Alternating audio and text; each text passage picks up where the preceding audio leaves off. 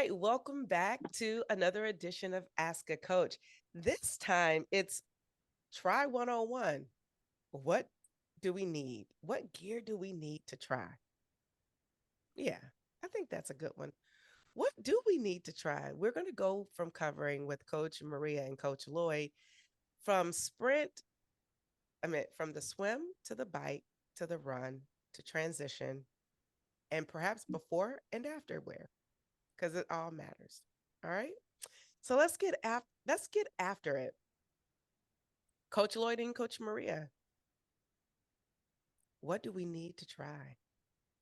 Let's talk about the morning. Like, what do you need the morning of your triathlon? What's some things that are good to have to wear coming to the race?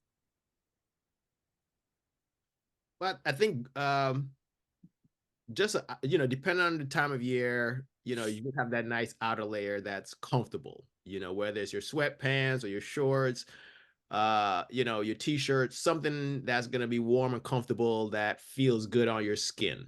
All right. Also, a pair of flip-flops. Whether you wear them at the start of the day or you just have them for you at the end of the day, getting out of your running shoes when you're all finished is always a great feeling. There's nothing better than taking your shoes off and slipping them into your favorite pair of sandals or slippers or something like that. It's a must have at any distance. Mhm. And if you don't have somebody there with you, you may also want like a little bag or something that you could keep your stuff in and either keep it stashed in your car, or if there's like a spot just to leave it. If they have a morning clothes area, you could put your stuff in a bag like that, because you don't necessarily want like your non-race stuff messing with your transition area. So like if you're, if it's cold and, I still have a pair of sweatpants I bought at a thrift store from like 2014, and they're like my go-to race morning sweatpants, because if I lose them, they cost me 75 cents. So at this point, I'm fine. You've gotten your money's worth out of them. For sure. Okay. So that's race morning. Let's talk about now, let's transition to swim. What to make sure you need for the swim. And I know it sounds basic, but believe me when I tell you, people have questions about um, what do they need to race. So that's why we're trying to go through this and just kind of take it back to that 101 level. I mean, I think just make sure you have your goggles. Make sure you have your goggles. Is very easy with all the things that you're packing. You'll remember your timing chip, you'll remember your swim cap, and you'll get to the starting line and wonder where are my goggles. So I would say, pack two, one in case Yeah. you forget one, and then you have a backup because someone's always going to be shouting out at the starting line, does anyone have a pair of goggles? So, pack one for yourself, pack an extra because, in the future at some race, you may have forgotten yours. So you at least have that. Everything else, I think you're not likely to walk out without your swim clothes. So, Mm-hmm. you'll remember whether you have your swim kit on or not. Yeah. And you may want, depending on the race, again, temperature wise, wetsuit um, is, for beginners, you can get some pretty affordable wetsuits, but you'll want something like that. I think as a beginner, you don't really need to start looking at swim skins, but if you have an unlimited budget, then by all means, go ahead and buy a swim skin too. But a swim skin would just be something you could wear if it was not wetsuit permitted, and it just kind of smooths out all the seams and stuff and pockets on your tri suit. So but it doesn't offer any buoyancy, so it wouldn't serve that function like a wetsuit does. But yeah, and you can also too, like when you're getting in the water, you can decide like if you're going to use a heart rate monitor, if you're like a chest strap, if you're going to swim with that, which most of them are waterproof or water resistant at a minimum. So you could absolutely, so if you want your heart rate monitor for the bike and the run, you could put that on and just wear it through the swim, no problem. And obviously, if you have a swim compatible one, that's fine. But we could talk later about why you don't really need that if you want the swim compatible one. I mean, but you could wear the heart rate monitor for the swim for sure. So there's a couple of things I want to highlight out of this that I think is important. Swim cap for women definitely is a big thing. And they also will give you a swim cap there. But if you have longer hair, you may want to bring a long hair swim cap just to put under as your first swim cap and then put the race given one as a top. You mentioned the little device, the race chip. Mm-hmm. Timing chip is important, y'all. Race directors pay a lot of money for that timing chip. Do not lose it. I've seen people go to the porta potty and lose their timing chip and then blame it on us at the races. And I'm, a race announcer, so I've seen it all. Don't lose that chip. Pin it to you, put it on immediately so you just won't lose it, because the timing chip is so important. So timing chip, swim cap, goggles, obviously your tri-suit or swimsuit, whatever you're wearing. If the weather is permitting, or depending on the water temperature, a wetsuit. If not, if you have the limitless funds, a skin suit.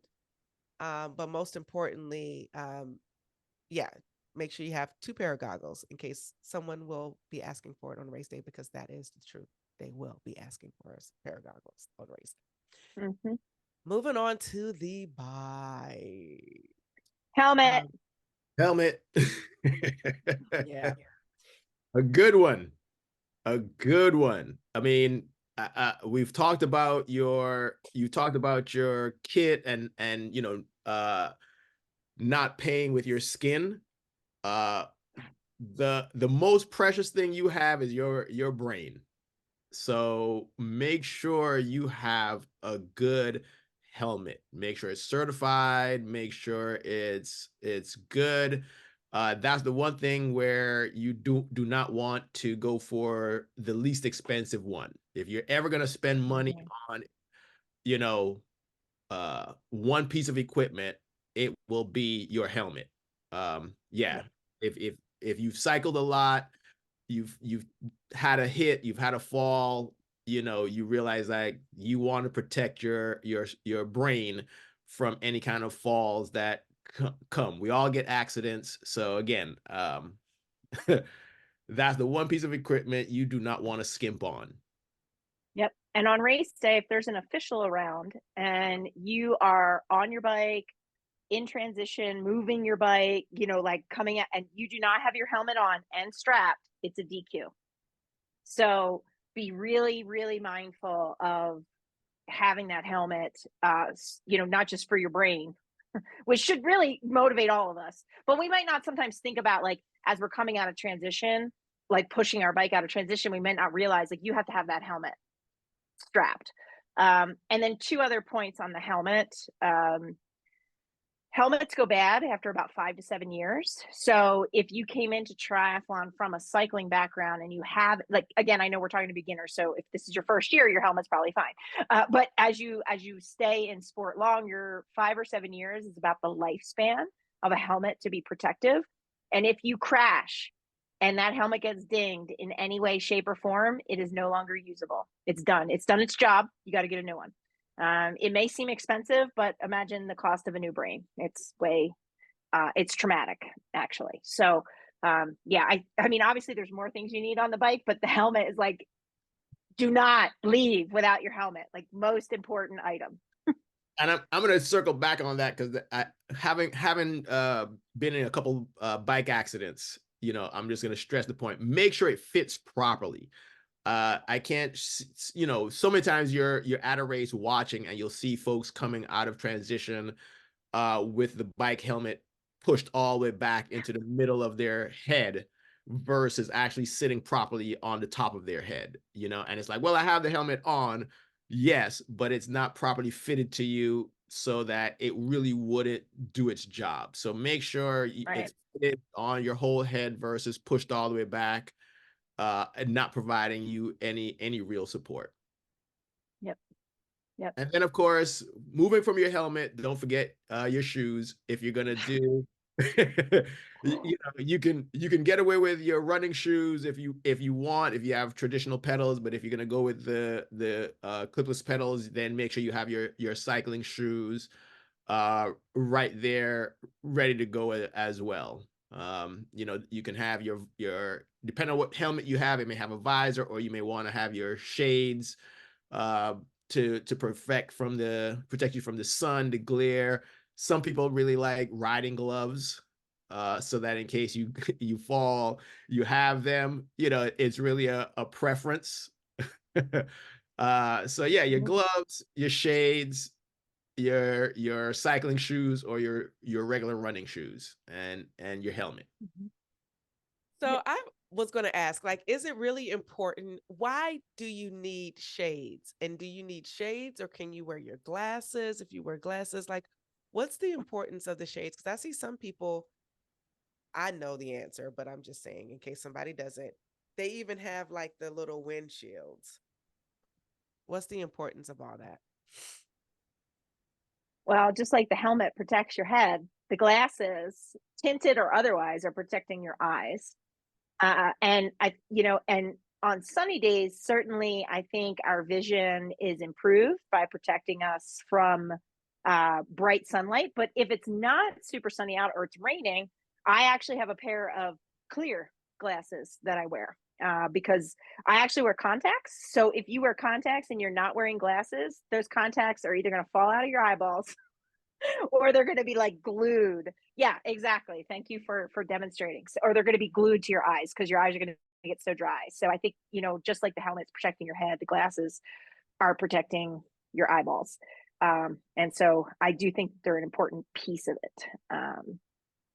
Especially if you do have to wear corrective lenses or you wear contacts or something like that.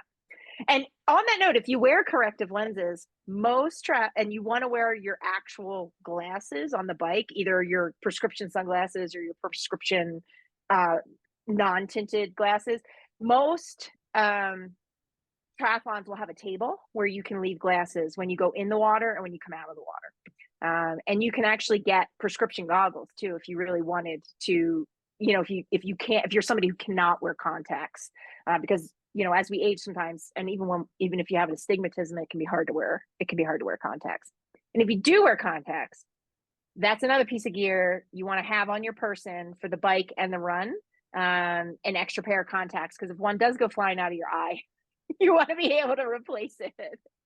Uh, so I usually have a bag, a little Ziploc bag that I make with like contacts and extra stuff. I call it, I don't, there's a curse word in it, but in case poop happens, it's my in case poop happens bag. Look at you, For Maria, either, using restraint. Oh my gosh, this is I don't know what we're sickening. doing. I know people aren't really getting the real side of me because normally it's a cuss without question. And with your It's shades, you true. could even check out the different tints. Some people like different tints do different things. So see what works best for your eyes for the visibility, depending on if it's sunny, cloudy, rainy, overcast. You might want to try out different types of lenses for tints for different days for while you're riding. Wow. See how we exhausted that? That's good stuff to me. Oh, Now I have let's, one more though. Can I add oh something yeah, else? for sure. So for the bike, there's going to be two different opinions on this, but for beginners, I recommend that you have a toolkit. So like a flat kit. Now I know some people who are competitive, if they're racing a sprint, they're like, I'm not going to bother to bring it because it adds weight, and if I flat, I won't win. That's a philosophy. Me personally, I like to finish. So if I get a flat, even in a sprint, I'm going to change it. Yeah, okay, it's going to make me take longer, but I'm still going to change it because I want to finish. I like to finish. So I'm not going to quit just because I got a flat. So I think having a kit with like, an extra tube, levers, if you use them, your CO2, and then the cracker for your CO2, whatever you use, and then some kind of tool, some kind of bike tool. We have, I don't have it in this room anymore, but I have one that has like a couple different sizes. So if your seat gets loose or if your handlebars are loose, you've got a tool to tighten up the parts of your bike just in case that happens. Yes, it does add weight. So, you know, I know some people in shorter courses, they don't like it, but I would rather have it and be looking at it than looking for it. So, And make to that end, make sure you've actually changed a tire this season. Even yes. if you know how to do it and you're an expert, you definitely want to, at the top of the season. And again, if you're a beginner, don't just watch somebody do it and say, yeah, I get it. Actually do it on your own bike, taking the tire off, going through the Yep. process, because your tools, your wheel, it feels way different than someone else's bike. So, if you Yep. have the tools, make sure you do it on your bike sometime in that season so you're familiar with how all your equipment actually works. Yep. And Correct. know that the last little bit of the tire is going to fight you. You got to know that. You can't just, because if you watch somebody who's really good at it, you'll be like, oh, that looks easy. And then you'll do it. You're like, what on earth I can't get this last inches in it's like, it's unreal. The grip strength required is impressive. And using your CO2, either you're going to get a portable hand pump that you can, a small pump that you can hand pump if you're not comfortable. But if you're comfortable with using a CO2 cartridge, make sure you try it at home because, the nerves, making sure you get it sealed just right so that all of the air goes into the tire versus it's just kind of going out into the atmosphere. It's stressful under calm conditions. It's even more stressful in racing situations where you may only have one or two CO2 cartridges, and it's like, oh, what happens if this one doesn't go in? All right, no problem. Stay calm. You still have a second one, but practicing with that CO2 and don't think like, oh, but it cost me X dollars. I don't want to waste it. Go ahead and waste it in practice. Money well spent. Yep. So that was all good. And I went and got my little Mm. toolbox. Yep. Because I think that is some solid stuff. So a little thing like this can carry all this. Yeah, I'm dropping stuff. Bike levers, I don't know how to use. A spare tire that's been in there for a very long time, but at least I Sounds have it. like Um, Mashana needs to practice because she doesn't know what to do with those levers. Another half a lever, the other one fell. 2 cartridges that have been in here, I know for 2 years that I haven't used. So I wonder if there's an expiration date on it. But anyway, it's there. And I like these little things that have so that it doesn't, the casing can protect your hand. So this little thing, and then it looks like I was very thoughtful and bought a little doohickey. Mm.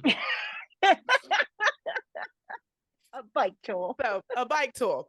So in case I need to make some adjustments, I have that. Now I'm not great at this, but maybe one day we'll do some tutorials. I don't think that's my lane. I'm gonna let the people who stay in that lane, but those are some of the things that you need.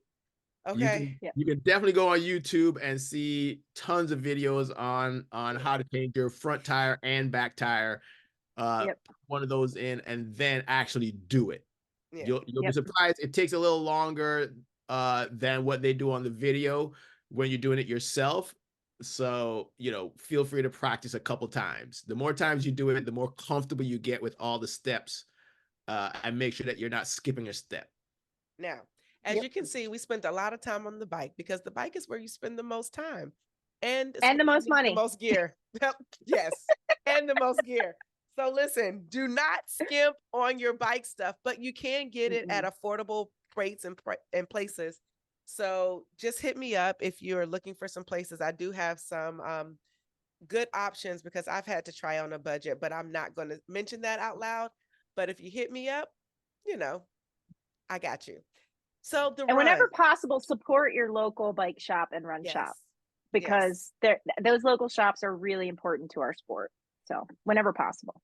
Yes, for sure. Sometimes it's not, but whatever.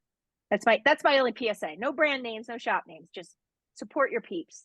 Support your peeps. That's real talk. Now for the run. Wow. This is easy. Yeah. If you had your run shoes on for the bike, you're good to go. If you wearing your bike shoes, then you switch out, put your run shoes on. and then you're gone. You know, if you were wearing your shades, you keep those on.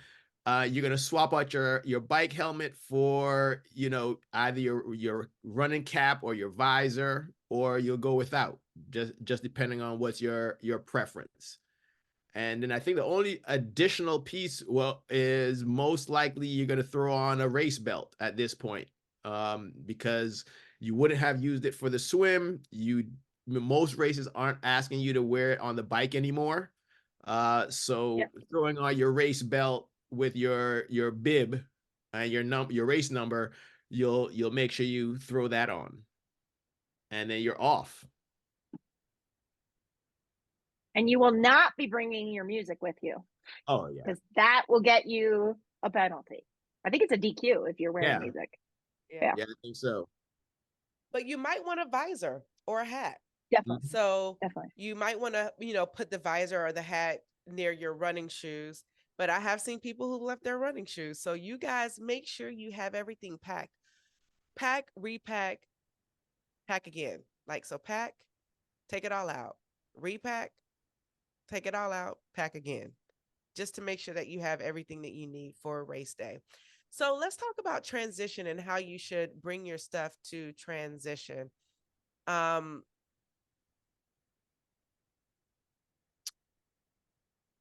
So the way Buckets, I don't like the buckets, but people do. Buckets take up a lot of space. But what are some ways that you can come to transition and have everything you need without taking up a lot of space? I think a traditional tri bag, a really big bag is really the way to go. And the key here is, like you were saying, with packing. When you pack, pick one section. So either one area of the floor or your bed. So everything that is supposed to go in is in that one area. That way, once you have your whole entire bag packed, you know nothing is left. You didn't forget those goggles at home. You didn't forget your nutrition. You didn't forget your helmet because it was in some other room or some other place. So before you start putting it in your bag, pull everything that you want to go and take with you in one area so that it's all marked off. This is my swim, this is my bike, this is my run gear. You've identified everything, and then you can start to put it in that bag. But a good tri bag will have all the compartments and pockets to fit everything you need. Your wetsuit, your dry gear, your wet gear, nutrition, everything like that. So I would start there with a good bag, just so you can house everything. And the advantage of a bag too, especially again, if you're there by yourself and you don't have a Sherpa to hand anything to, it folds flat. So now that becomes the base of your transition area. You just lay it down and then you put your stuff on top of the bag. It's just flat. Once all your stuff's out of it. Another thing I like to do with the checklist, and this may make me sound like a crazy person, but triathlon has a lot of stuff, and it doesn't matter what distance you're doing, you need the same amount of stuff. So what I like to do is I have like my standard checklist, and if you're not sure what to put on that checklist, I think we've just given you a list of things. But you can also just Google triathlon checklist, and you're going to find 1 bajillion of them. But also, what I like to do is I have my own template of list. I tailor it to whatever the race is, and then I print it out. And then, just as you guys were saying, I'll lay stuff out on my bed, and then as I lay it out on the bed, check. That means it's on the bed. And then when I put it in the bag, I cross it off. So if everything has a check line in the bag, and then one of the other coaches that works for me, she goes the extra step and takes a picture of what's in the bag, so that when she wakes up at 2:00 in the morning and has a panic attack, like, oh my God, did I pack my helmet? She just looks at the picture and says, yes, I did. Yeah. I like that one. Yeah, it's brilliant, right? I like the picture. I like the picture. Yeah. Because I can't tell you how many times I've gotten up and gone and checked my bag. Yep. You're like, oh my God. Right. Yeah, and if you're doing like an Ironman race and you have to check the bag in the night before, you really need that confirmation. Like, right. Because you'd go back and you'd open up the bag and dig to the bottom of the bag to find that one thing, like, oh yes, I did put it in. So yeah, I like that. I will have to, give your coach credit. I'm gonna be using Yeah, that. Coach Alexa. That's Coach Alexa. That's her idea, and Yep, she yep. saved many a brain meltdown from that I- tip. Thanks, Coach Alexa. I will be adding that one to, my regular portfolio here, Yeah, for yeah. self-use and to tell others. Yep, yep. And look at that. We have done it, y'all. This is what it's all about, taking in, the resources, the help, the learning. Look, we got coaches learning here on the spot. So, look, this is not just helpful for us, but we want it to be helpful for you. So, whenever you try beginner's luck, you always win, especially when you ask a coach. All right, y'all, we are out for now and we will see you soon. We're out. Peace.